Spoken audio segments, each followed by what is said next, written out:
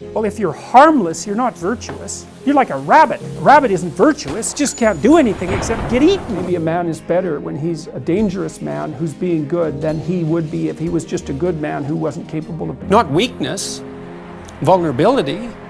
No one is invulnerable by any stretch of the imagination. If you only know how to behave, you're just a domesticated house cat or a lapdog. You have to push beyond the persona, and that's what the integration of the shadow does. So physical prowess is something, and it's not nothing, that physical confidence that comes along with that as well.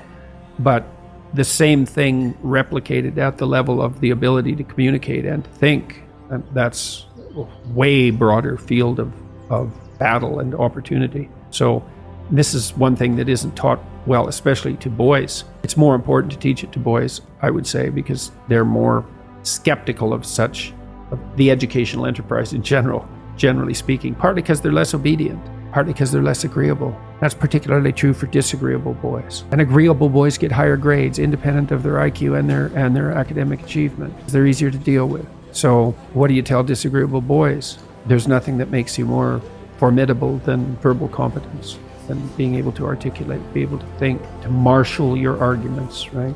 Battlefield metaphor. Get everything in order. Get all your information straight. To marshal your forces. And so, I mean, that's part of the reason that rap artists are so popular, especially among disaffected young men, black and white alike, because they're unbelievably articulate. They have this incredible verbal prowess. It's unbelievably attractive. You know, and it's associated with genuine artistic and redemptive activity, often focusing on something that's approximately the voice of the underclass, let's say, but a powerful voice, right? And it's interesting to see how many young white guys identify with that. Yeah, well, if you're a young man, you still feel alienated from your place as rightful heir of the proper kingdom. I mean, that's an existential truism for everyone, particularly for every young man, because he is an outsider in many ways. He's young and juvenile and not very highly valued, and then is in some sense hurt by the inadequacies of the current king, the current culture, and is easily turned against it because of that. And that's the machinations of the evil uncle. That's the King Arthur story. That's the story of Horus and Osiris. It's an ancient story. It's the story of Sauron, and it's there all the time. And you see in rap music, in hip hop, all of that alienation being given an articulated voice in an artistic sense. And that's a good example of the power of verbal facility, and that's the route to, let's say, marketing education to young men. It's like, you want to take your rightful place in the kingdom? It's like, get your tongue straight, man. Get it under control in the highest possible sense. Virtually all of the attraction of hip-hop and rap is the articulated voice of the struggling but worthy underclass. I suppose that's a good way of putting it. But those who are alienated from their rightful place. And so that verbal prowess is one of the ways they struggle up towards the light that's a good example of that, of having that danger under control, because it's a dark genre in many ways, right?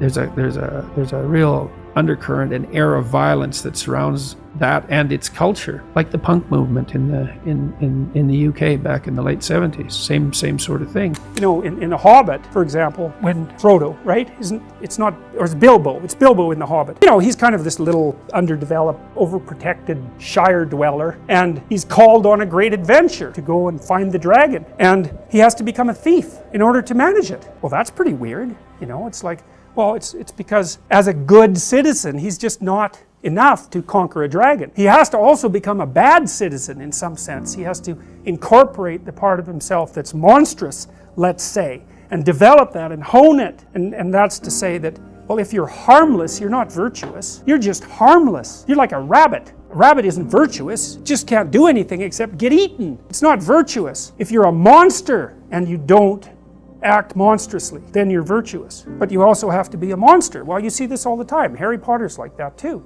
It's like he's flawed, he's hurt, he's got evil in him. He can talk to snakes, man. He breaks rules all the time. He's not obedient at all. But, you know, he has a good reason for breaking the rules. And if he couldn't break the rules, him and his little clique of rule-breaking, you know, troublemakers, if they didn't break the rules, they wouldn't attain the highest goal. So it's very peculiar, but it's a very, very, very, very common mythological notion. The hero has to be a monster, but a controlled monster. Batman is like that, you know. I mean, it's everywhere. It's the story you always hear. I would say they've certainly all done things. Well, you know, adolescents break rules, right? And healthy adolescents break rules. And so then the question is, well, how extreme does the rule breaking become? Well, it would vary from person to person, but I would say that most of them, not all of them, but most of them were more on the end of the rule-breaking spectrum, right? They broke more rules than normal, but they clued in, you know, and explored that, and then decided, no, that's better than cowardice, better than weakness, but it's not as good as what's good. But if you only know how to behave, you're just a domesticated house cat or a lapdog. You have to push beyond the persona, and that's what the integration of the shadow does from the Jungian perspective. It's like to pull that monster that's being edited out of you, to pull that back in and to allow that to reveal itself within your increasingly sophisticated way of being. And then you're not just a persona. Yeah, because the thing is, you can't escape from your persona unless you can say no. If you're a persona, then you're an obedient citizen. But the problem with being an obedient citizen is that if the society tells you to march the Jews off to the death camp, for example, and you're obedient, then that's what you'll do. And it isn't like society is civilized and then all of a sudden you're performing some act of atrocity. That isn't how it works. It's like you're obedient citizen and then you're asked to violate your conscience a little bit. And you have to, because you don't have anything other than that persona. And that's obedience. And so a little more obedience is demanded and you say, okay, well, and then you're a little bent, because the society is becoming a little bent, and then you're a little weaker.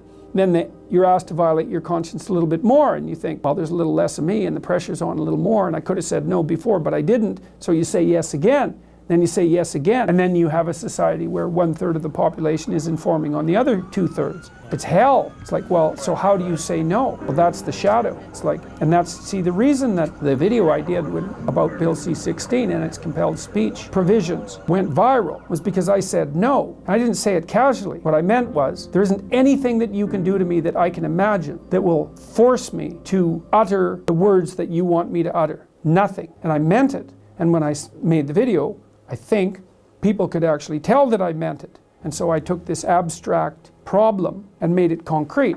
I said, no, that's not happening. And that's part of the incorporation of the shadow. Well, once it's incorporated, yeah, well, that's the thing. And I don't know what to make of that in its entirety, because it sort of means that it means something like, because one of the old metaphysical problems is, why would God allow evil into the world? I think, well, maybe God didn't allow evil into the world. Maybe God allowed the possibility of evil into the world. That's different. And maybe the world with the possibility of evil is actually a better world than the world without the possibility of evil. It's something like that, you know, in that maybe a man is better when he's a dangerous man who's being good than he would be if he was just a good man who wasn't capable of being dangerous. And I believe that, because the best men that I've ever met are very dangerous men. You don't mess with them. So, and you know that as soon as you meet them. Can a person who doesn't have the option to be evil be good? And I would say no. So maybe that's the reason that, metaphysically speaking, you know, and I don't know where you are when you're speaking metaphysically exactly, but the question of why is there evil in the world